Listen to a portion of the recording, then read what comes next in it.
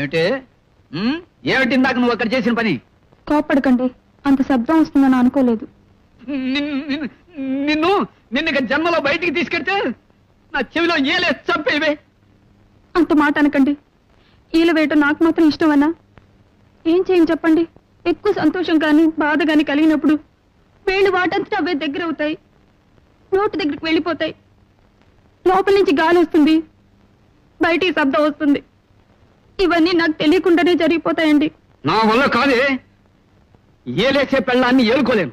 ఇవాళ రేపు వకీల్ గారిని కలిసి నీకు విడాకులు ఇచ్చేస్తాను. అంటే ఏంటండి? కోర్టు వారు నీకు నాకు ఇక ఏ సంబంధం లేదని కాగితం ఇస్తారు. అది